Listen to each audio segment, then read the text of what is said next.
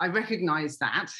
I recognise that sound of people trying to, of people demonising a woman for being something, and what was that something? And anyway, one way or another, that led me to her writings.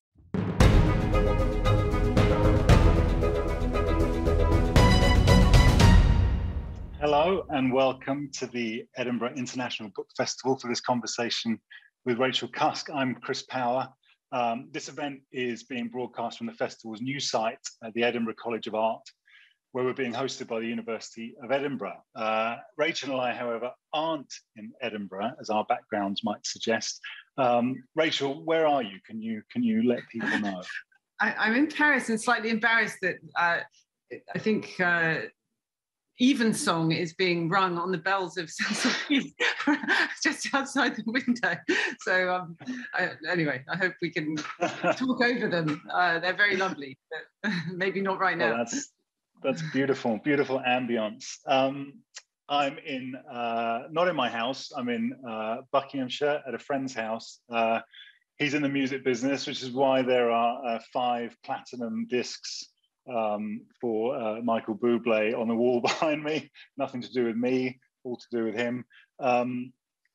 Now, this year's programme for the festival is pay what you can. So if you're at home and you enjoy the event, we'd love you to consider paying for your ticket or making a donation to the Edinburgh International Book Festival, so they can continue the great work of putting on events such as this one for as many people as possible. Hell, you can even contribute if you don't enjoy the event. You know, feel free. It's up to you. And thanks to everyone who's paid already.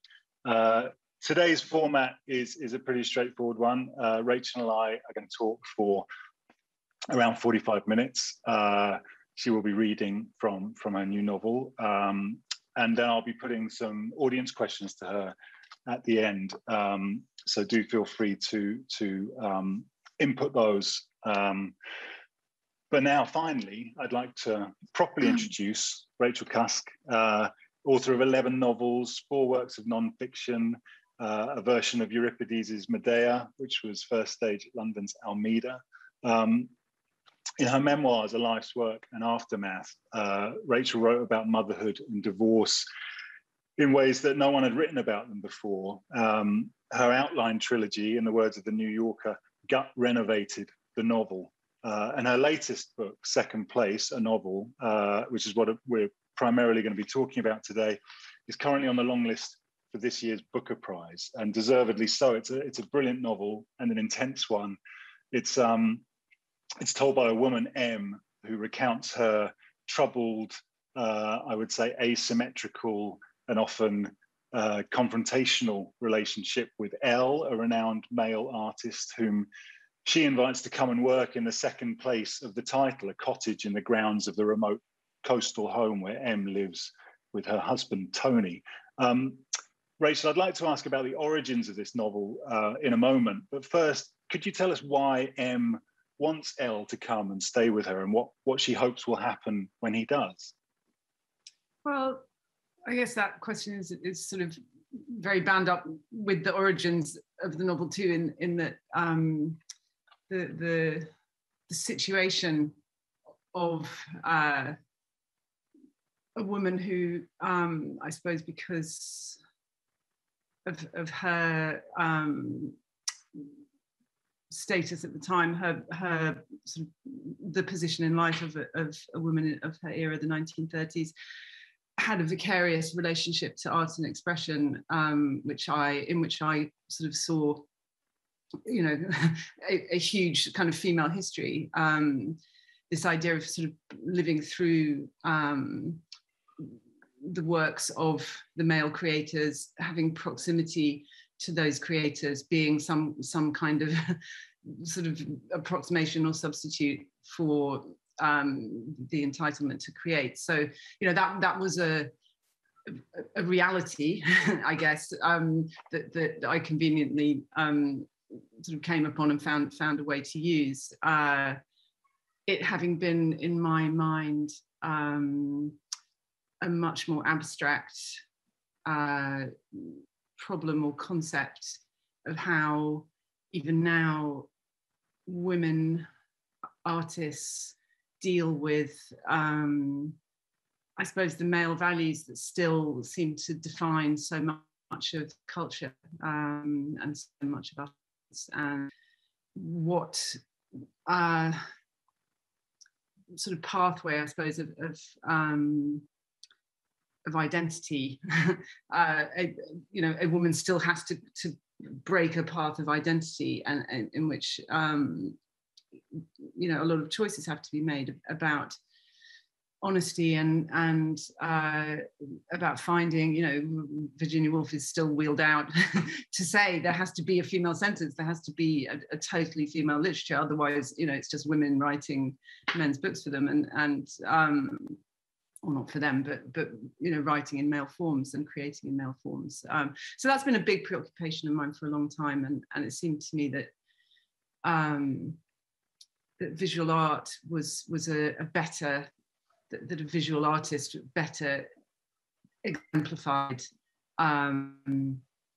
male cultural domination than a writer did, because in fact, of course, literature is the medium in which women have been able to make some purchase. So that was the coming together of these sort of two different elements allowed me to write the book. When you mentioned how it's entangled with the origins of the book, which I said we were going to get to. Now, where do you get your ideas from is an infamously naff question to ask an author. At the very least, you're supposed to gussy it up so it sounds like you're actually asking something else. But in this case, there's something very concrete and explicit underpinning Second Place, which is an actual second book. What is that book, and what drew you to it? Well, I think the book is a memoir by a woman called Mabel Dodge Luhan, who was an American, fairly wealthy, so therefore had, the freedom of having some money. So she didn't contort herself in the ways that a sort of society woman, she was a society woman, might have done. And she became very interested in the idea of creating a sort of artistic utopia in Taos, New Mexico, where people could come and create, and indeed they did. And a lot of painters and writers sort of gathered there, and she sort of presided. People have different views about her character and sort of what that place was. But essentially, it was so obvious reading this book that she viewed that that location in a sense, it was making herself a location where people could come and create things, and that it was, as I said earlier, all a substitute for her inability to create as she saw it. And she was mocked and derided, is still mocked and derided in a lot of the scholarship around the artists and writers who did, who she was very generous towards, whenever her name comes up in the Lawrence biographical material, for instance, she's, no sooner is her name said than somebody mocks her and calumnizes her. And it was really that, actually, that I thought, okay, that I recognize that. I recognize that sound of people trying to, of people demonizing a woman for being something, and what was that something, and anyway, one way or another, that led me to her writings, and in fact, she was a creator. She had an amazing writing voice that was completely, I suppose, lying in a corner in the dust was what I felt. That she had been completely forgotten, and that there was this, in a sense, I suppose, opportunity to use what she had, the structure she had made, that had, in a sense, I guess I thought of it as a sort of abandoned structure, that I could create something in. So it wasn't really that I was trying to rewrite her book or write about her, or it was really using this abandoned voice I guess that aren't satisfied, you know, some of my scruples about what the female voice actually is and what its history actually is, and to use this thing in the way that I did felt yeah, felt very correct, a correct thing to do. For those who aren't familiar with Lorenzo and Taos, can you summarize the sort of the relationship between Mabel and D.H. Lawrence that it describes? She in fact, interestingly, like I mean, Lawrence is a very sort of difficult figure and a difficult figure to sort of reach agreement around, and yet it remains true that he has opened the door sort of stylistically and creatively to a lot of women writers, myself included, Doris Lessing included, you know, lots and lots of people, women, have cited him as a transformational in their life, and you know, to me the reason for that is pretty clear, in that, you know, he is a sort of honorary woman. He was not an entitled person. He was not an acceptable person. He wrote things that were unacceptable. His social class was unacceptable in the literary world of his day. So I think that enabled him to create new sentences, different sentences that had never been seen before. And for any woman writing in the 20th century, the realization that there could be a different sentence that was not a white male middle class sentence is that, you know, that is a revolutionizing moment when you read Lawrence, and it's really that, it's realizing that you can, you know, say anything. I think Mabel Dodge Luhan had very much that reaction to Lawrence's writings, and became obsessed with drawing him to herself and her location in Taos, and indeed in the end succeeded in doing that after, you know, many twists and turns. And they then not set up house exactly, but lived at pretty close quarters to each other for the next sort of 3 or 4 years, and that was just a story of such extraordinarily sort of quixotic people behaving in extraordinary ways, and Lorenzo and Taos is her account of, it's her side of the story essentially, of what happened between them there. Well, to bring us back to second place, would you give a reading from the book? Well, so the passage we decided on. So I've really sort of followed. I sort of took this idea of, which is quite a not a terribly sort of contemporary or real idea of someone inviting an artist to come and stay with them. And in fact, the whole book is, I suppose, it is a kind of fable, has an unreality to it, I suppose I wanted to sidestep some of the practical questions that arise in realistic narrative, which is something that I've been, you know, pretty committed to over the years, and I've rarely sort of diverted from it. Although I've become very fed up with realistic narrative and the describing of everything that has to go on. So there's an element of you know, unreality in this whole idea, a dream-like quality to it. So this painter L has arrived and already shocked our narrator with his strange and unexpected behaviour. And in the morning after his arrival, she wakes and is trying to reassure herself that all is well, and she goes out of her house and into the garden, and that's where this starts. I woke up early the morning after Elle's arrival and saw the sun rising pink and golden through the glade. And so I got up and left Tony still asleep and went outside.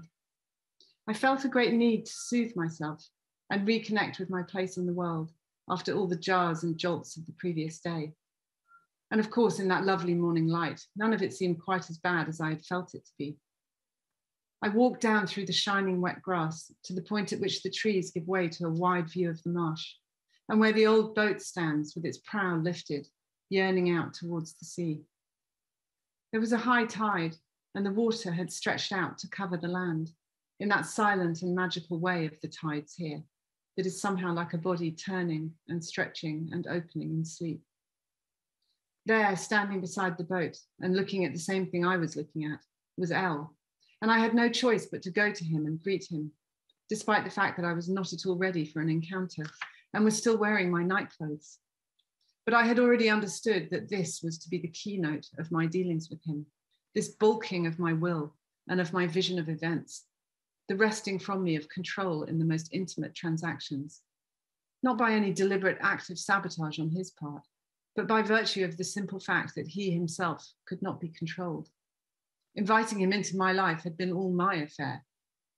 And I saw suddenly that morning that this loss of control held new possibilities for me, however angry and ugly and out of sorts it had made me feel so far, as though it were itself a kind of freedom. He heard my approach and he turned and spoke to me. I have not mentioned, Jeffers, how quietly Elle spoke. It was a murmur, like the sound of voices in a next door room, something halfway between music and speech. You had to concentrate to hear him. Yet while he spoke, that arresting light from his eyes kept you riveted to the spot. It's lovely here, he said. We're very grateful. He was all fresh and clean shaven, in a well-ironed shirt with another colourful scarf knotted at the throat. His mental gratitude filled me instantly with shame, as though I had offered him something by way of a bribe, which he had politely declined. It made the fact of his presence here entirely my responsibility, as I have said. I was used to our visitors either finding or feigning their own independence very quickly, and making it clear that there was something, egotistically speaking, in it for them. Elle, by contrast, was behaving like a well-brought-up child who had been taken somewhere against his will.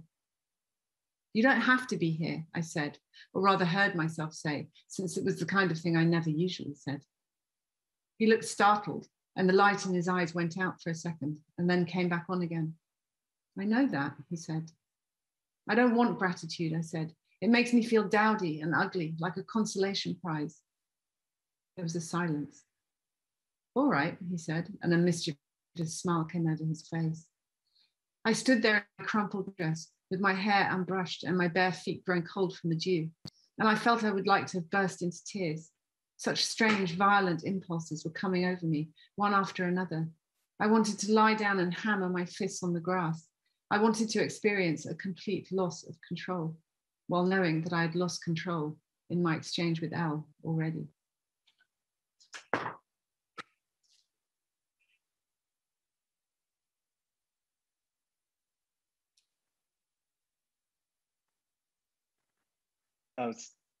I knew when I muted myself, I was like, I must remember to unmute myself at the end of that. And hey, I didn't.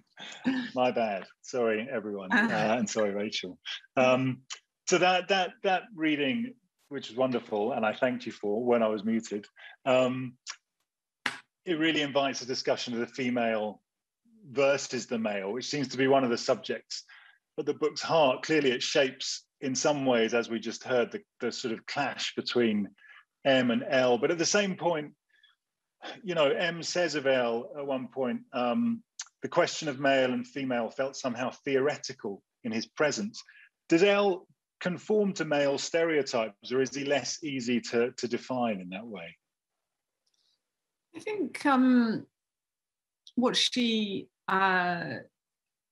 trying to have a relationship with a man that has no basis in sexuality and no basis in heterosexuality, and that, in a sense, her I mean, you know, it is very difficult to write about femininity in middle age, to write about femininity post, because it really is post. It's post, you know, so many identities that are, you know, still insufficiently described. It you know, it has not properly yet been described how to be a mother, how to be a woman in marriage in this era, how to be, you know, not those things and still be a woman in this era. So, you know, endlessly that kind of leaves this, I suppose, just sort of amazing blank space of the sort of terrain after those things, and I guess the relationship to masculinity at that point is, you know, at the point at which a woman perhaps feels beyond sexuality, tired of sexuality, wanting to know what else there is other than gender and sexuality and heterosexual relationships. It's, you know, the idea of I guess how in that very devalued or you know, the loss of object value in femininity as you get older, and the invisibility that is part of the experience of certain aspects of female aging, you know, what the relationship with a man can be. And that's really, I guess, the little situation that I'm trying to dramatize in Second Place. And it really is an attempt to dramatize something. And I think that, you know, my experience of writing a play, which is not something I'm, you know, naturally designed to do, and it was a very sort of violent and powerful experience, you know, being able to do something and have it be enacted like that. It taught me a lot. And I think, having really sort of gone a very long way away from the idea of sort of narrative and storytelling, and this idea of drama has stayed with me as just very useful, drama being a very useful thing, but quite a stressful thing. So you know, I think I tried to bring that into this book, because the enacting of that, you know, the relationship between the middle-aged woman in her invisibility and the middle-aged man in his threatened entitlement and privilege and status, because, you know, that is very much the condition that this painter is in. He's you know, he's not invulnerable, immune. His stock rises and falls according to you know, other stock markets, and in which, you know, the values of paintings are, you know, affected. So it's really, I mean, one of the things that in all of my writing about, you know, motherhood particularly, this feeling that at a certain point in life, the lives of men and women, because of decisions that are so conventional, you almost forget to be afraid of them. The lives of men and women diverge, and you know, become as different from, you know, how a man spends a day and how a woman spends a day, you know, can become so different that the whole concept of equality is almost sort of a moot point. And so to have these two people who be physically in the same place with sort of nothing really distinguishing one from the other, except these ideas about value and status and entitlement, to try to dramatize that was, yeah, it seemed to me a kind of worthwhile, even if it meant coming back a bit into telling stories, which I thought I wouldn't do again. Well, I think you show a way. I mean, we'll come to it a bit later, I think, but I think you show a way to tell stories in a way in a way that is new, despite it containing some elements that maybe you thought you'd renounced, perhaps. But it's funny. I mean, you say that about it having a non. It's not a sexual or not a aspirationally sexual relationship between M and L, which is true, or that's the sense you get from it. It doesn't feel like that kind of. There's not a sort of seduction, and the rejection that takes place isn't that kind of rejection. It's more sort of fundamental than that, I think. But the way M seems to be always at a disadvantage when she talks to L, and how she finds herself saying things she wouldn't normally say, and even expressing opinions she doesn't really hold or wouldn't normally think she holds. They're sort of like the symptoms of a crush. So it's like she doesn't have that kind of crush on him, but she seems to have some sort of spiritual crush or emotional crush, albeit not with a sexual component. She's obsessed with him, isn't she, in a lot of ways? Well, I think she's obsessed with the fact that with the fact that really at this point they've arrived at a fundamental difference between a man and a woman that can't be dressed up as anything. That it's really you have lived your life this way and I've lived my life this way, and here we are together, and you are, why are you and why am I me? And I think that's one of the things that I'm, I suppose at this point, pretty hopelessly committed to doing is avoiding or not allowing any kind of fantasy or the narrative elements of fantasy, the idea that people are going to, because writer and reader are in a collective state of agreement about wanting to fantasize, and that therefore some story will be told in which events will gently or otherwise depart from reality. This story, in as much as it is a story, is just goes so resolutely against that grain. And I guess I almost wanted to have this simple drama of a man and a woman, so that none of the things that that you pretend might happen between men and women, were ever going to happen, and that I suppose the misapprehension, the feeling that this woman, this female character, and perhaps women as a group or species, that this retaining some belief in story, in some ending, in some positive outcome, some reason why all of these things have happened, are happening, will happen. That being such a very different sense of an ending than the male sense, which in my version here is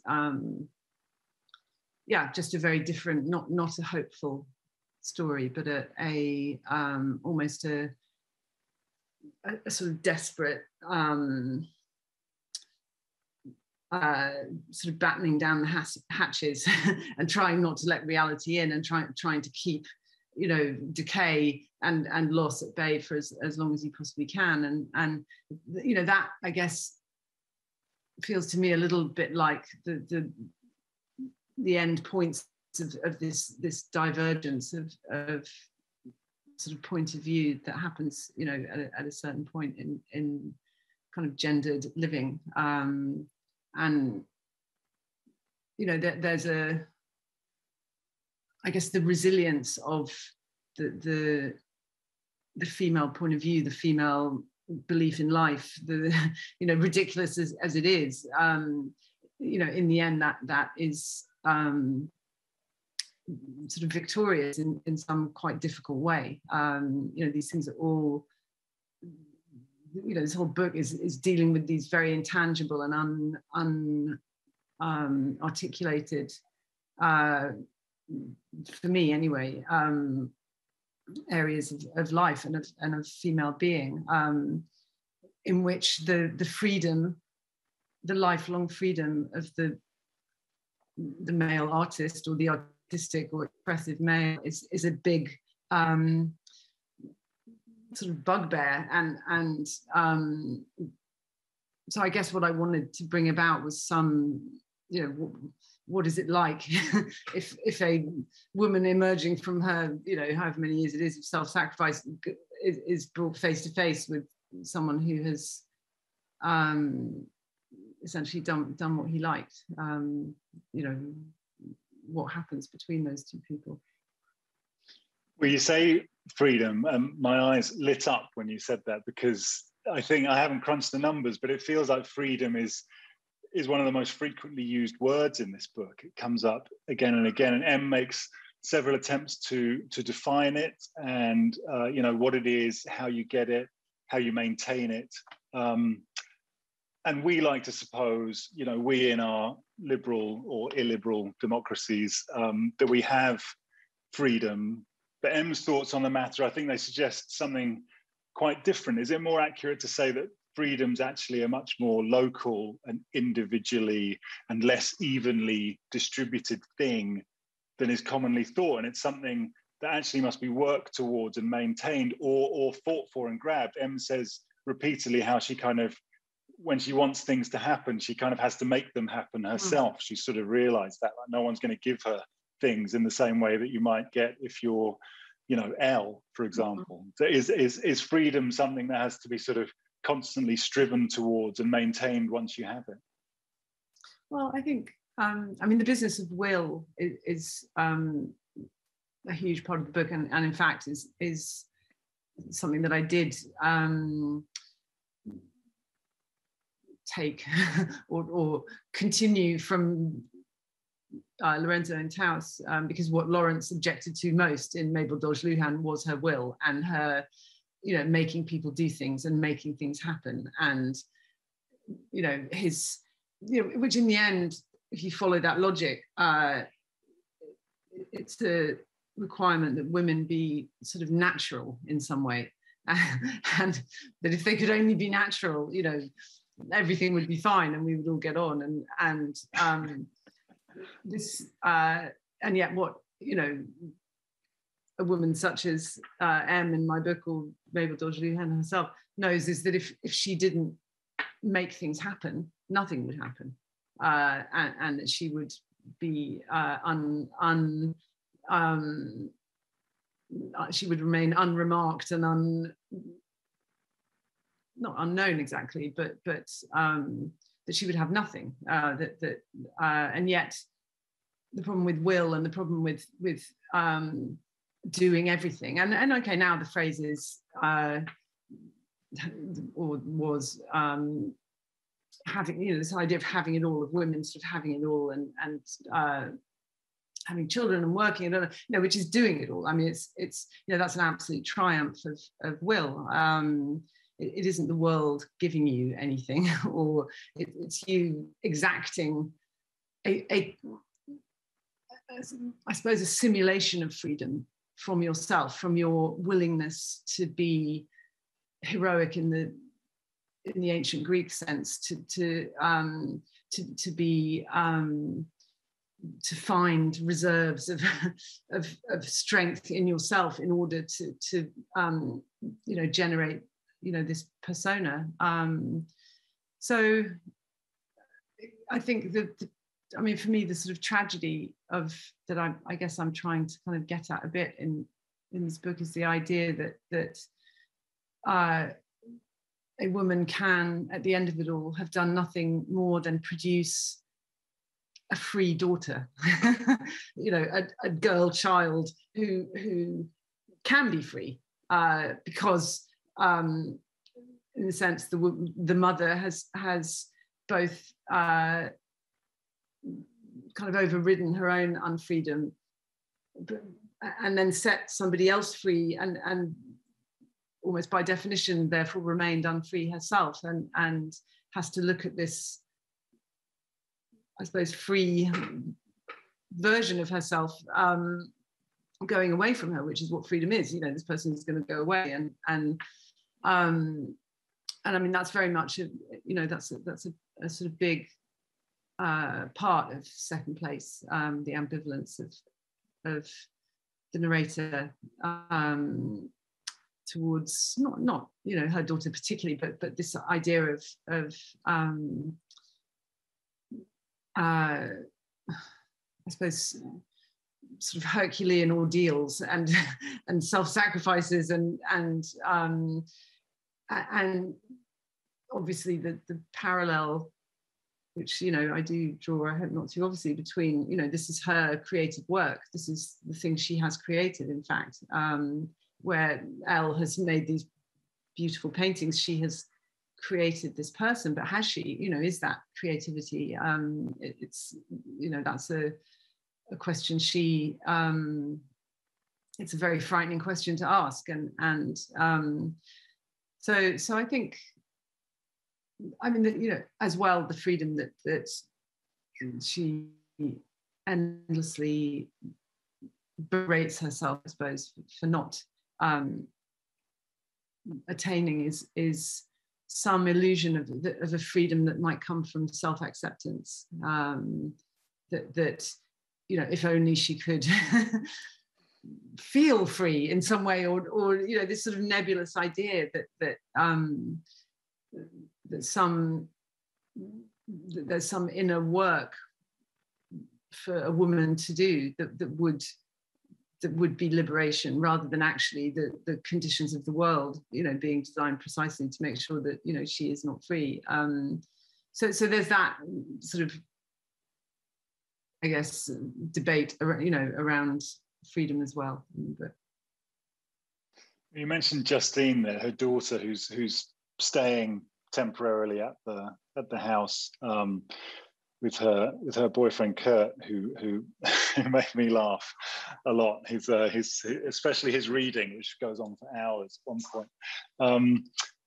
But you're so good in so much of your work on being a parent, in both your fiction and your non-fiction. It's something you clearly spend a lot of time not just doing, but thinking deeply about and writing about. Ever since A Life's Work, which has its 20th birthday this year. But in Second Place, Em says something very interesting, and really it struck me as very profound. That she says, we can consider our job as parents to have been accomplished without fatal error. This is paraphrasing, when the qualities that define someone as a small child become visible once more in the fully grown being. So what occurs in between these 2 points, and what can a parent do during that? Is that a sort of letting go and then hoping that the person comes back? Well, I'm no expert. Don't ask me. No, I mean, I think the part of what is sort of interesting to me in returning to the subject of parenthood again, it's always interesting to look at things in a sort of unillusioned state, and to maybe not too much because it makes living too difficult, but to see how much how much of the sense of life and reality and consciousness is a belief state, is you believing so much in the thing that's happening to you right now, and in the reality that surrounds it. And I think in parenthood, that is a really that's probably the biggest opportunity people have to really, really question that sort of failure of objectivity, I suppose, lifelong failure of objectivity, and that can be a sort of painful experience. One looks at one's child who and in this book that is very much what happens. This child returns home as a young adult, and it's the things that have, I mean, the different versions of her that you know, that any parent can remember having lived in many different versions of their child, and but really most of all the exhausting effort of believing, of retaining that belief in the state of parenting and in this person, and you know, I wanted to, I guess, try to express some of that, the very different ambivalence that can come later in life. You know, I've written a lot about the ambivalence of sort of becoming a parent, but you know, the later ambivalence is a much more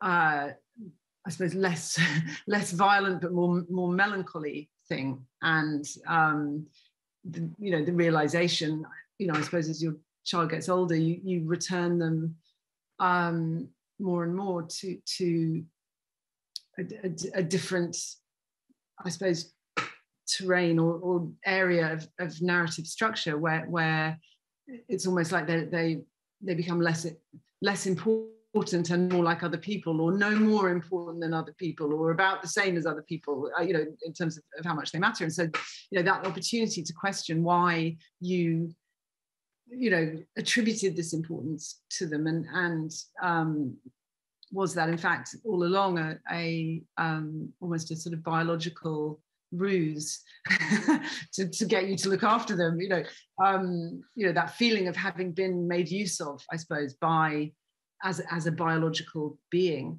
that at the end you're left with this person who's really your equal, and who may have even a few early grey hairs themselves, and you know, that's very much the tone, I suppose, of Second Place, is you know, this idea of parent and child actually rather sort of re-encountering one another, yeah, as not friends necessarily, but equals, definitely. Yeah, and there's a sort of commingling between them, isn't there? Sometimes there's almost a sort of like wavering line between what came from one and what's been given to the other, which in a sense is sort of mirrored in the landscape, just shifted from people to land. I think it's important, you know, to mention that this book, you know, Em and Tony live beside a salt marsh, which you describe so evocatively and beautifully in the book. And I know that this landscape is one that you know intimately in real life. Can you describe what that landscape represents for you and why you wanted to include it in this novel? I think I had a really thorough experience of being taught. You know, one doesn't get taught very often once you're over 21. People involved in teaching things, and I think, I mean, I had a long period of whether or not I chose it, of living in a relatively solitary way, and then indeed, as we've all lived in a solitary way in this last period, which kind of added to that, and that became for me an opportunity to learn a lot about structure and form, and you know, I suppose the thing that I had, I've always had great faith in attention, in paying attention, and what this act of attention is, you know, and people find various ways to embody that by, I don't know, praying or you know, there are many ways in which to bring your attention to something, and you know, creativity is one such, but paying attention to nature, which I guess is what I did for, you know, this rather extended period of time, did instruct me. It gave me a different kind of knowledge, I guess. And you know, one of the things in what we're talking about just now about parenthood versus creativity, and I think you know, a massive part of, or sort of generator of the atmosphere of this book is the unperfectibility of you know, a lot of human living, but very particularly parenthood. The having of a child is not something that can be perfected or even made or even given autonomy, even, you know, detached from oneself. You know, one is endlessly having to provide a context for it. It can't stand free of yourself. And you know, I think I found in sort of dwelling very, very, very repetitively in a landscape, I guess an idea of something being sort of perfected or finished or concluded in nature that I guess made me reconsider a lot of my own creativity and made me, I suppose, want to make something that was a little more separate from me than you know. And anyway, that sort of was coming, but I wanted to make something that could sort of stand apart from me a bit more. And I haven't read Lorenzo and Taos. I'm very curious to now. But does the landscape play as much as a role? Because that is also obviously a very different landscape, but also a very sort of characterful landscape. Well, the landscape is it is a character in it's a location.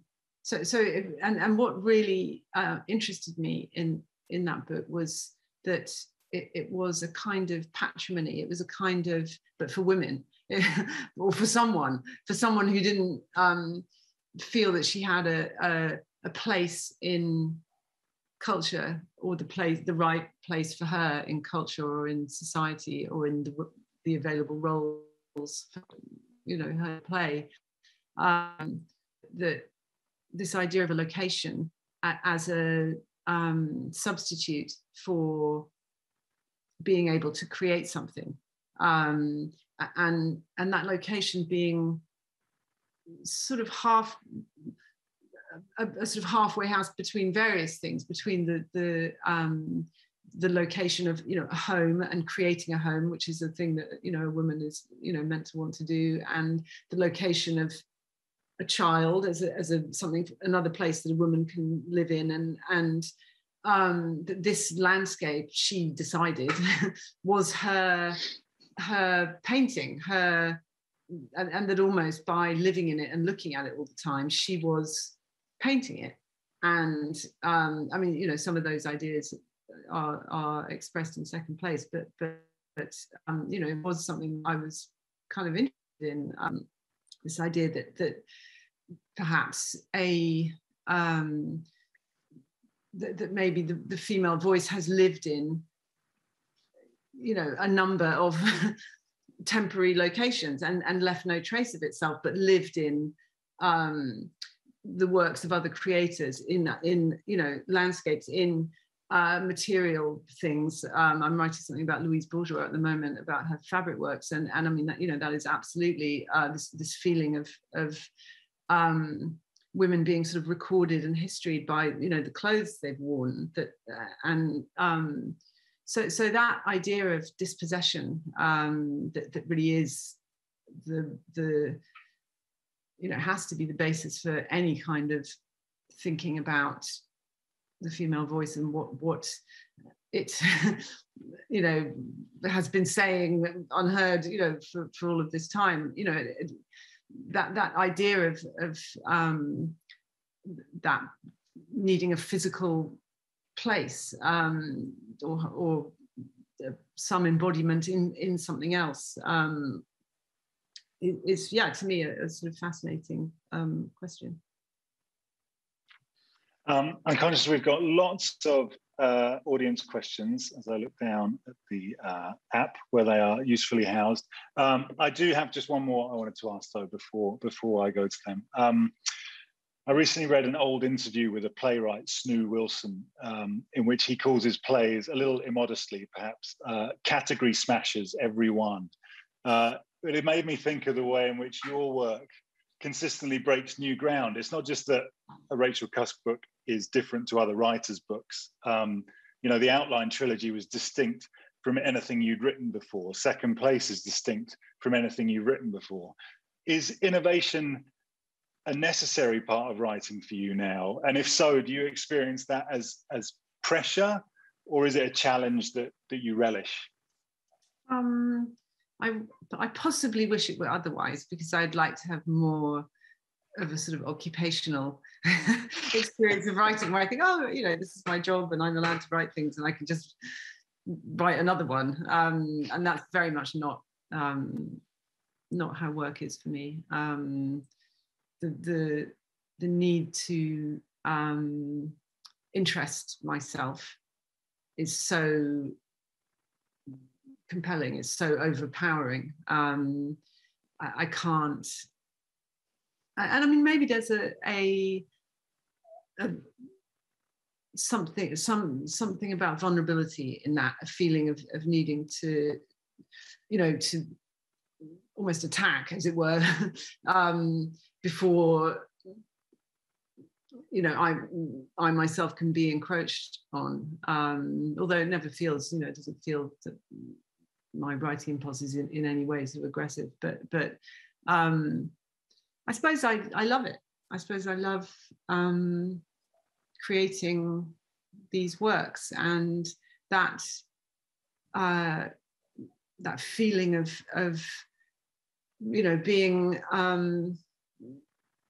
possessed by or in possession of, you know, something that I'm going to create is so ecstatic. I guess it's so sort of amazing that I can't seem to, and that doesn't happen that often. You know, it's you have to wait for that to come along, and or at least, you know, hunt it very patiently, and that's how it is for me. And I don't have a more practical way of working these days, I guess. Yeah, I have to get a job. No, don't do that. You've got a job, trust me. It might not be the 9 to 5, but we're the beneficiaries of your labor.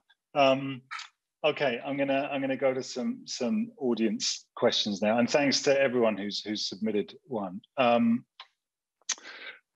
This is from Alice R. She says, your work made a big impact on me on different levels. It paved the way for the discovery of other female writers, allowing me to make even deeper connections. In both Outline and Second Place, there is a clear reference to another writer. I would like to know what role this dialogue with other writers plays in your creative process.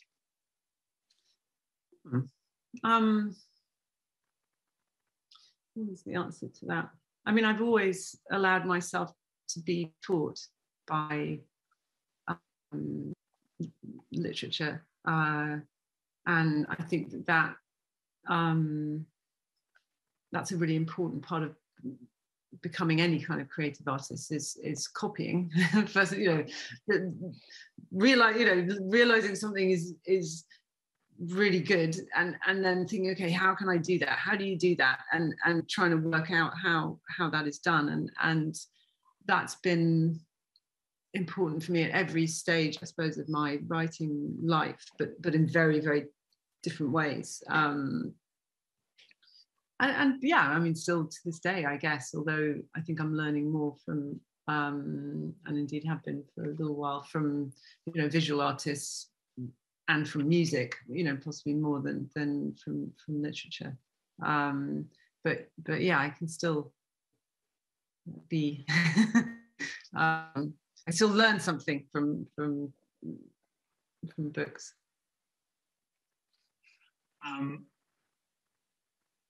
Stephen E has, well, I think it will be a straightforward one to answer. Why is the narrative written as though it is a letter to a person we know only as Jeffers? What do you feel this adds to the novel? So that, in fact, is trope of Mabel Dodge Luhan. So her entire book, and I mean, you know, I did think, shall I explain this or shan't I, when I did it.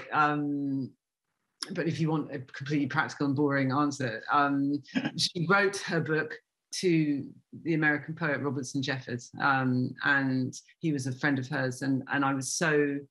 And when I read Lorenzo and House, I had no idea who Jeffers was. It didn't say that at the beginning, that it was, you know, who he was, or I didn't know whether Jeffers existed or not. And it was only at the very end of the book that it says who Robinson Jeffers is. So I quite wanted to repeat that, that not knowing who this person was, and because I had found, I suppose, the idea of the book being addressed to somebody or spoken in some way, I had found that so extraordinarily sort of moving and liberating, and so I kept it in a kind of Beckettian sense, as it were, as a sort of oddment that you know, at the very least explains the occasion of the book, which is something that I'm very obsessed with. That you know, these days for me it's almost impossible to write a work of fiction that would call itself a work of fiction that wouldn't take the form of something that sort of had to happen, or that had some other basis in reality. So the idea of that being the cause of the book, the fact that this narrative is going to be spoken to somebody else, sort of satisfied that kind of part of it for me, I guess. So would that makes me want to ask, would that preclude like third person for you? Is third person just out of there? Out, over. I'm so over it. No, I think you need a pretty good reason to write anything these days. Pretty good reason. Too much writing, too much language, too much, and other people need a chance to say things, and you know, again, another reason for me to use an existing book kind of was that it was almost a feeling of not taking up any more space, and so for me the providing of a reason for a book is a very important part of its, for me at this moment in time, its acceptability and value. Yeah, I heard you said earlier about you know, using the existing structure, a sort of recycling element. And I heard you describe it before as sort of building on a brownfield site, which I loved as a way of that, not taking up more space but adding a new structure. Oh, but also those forms were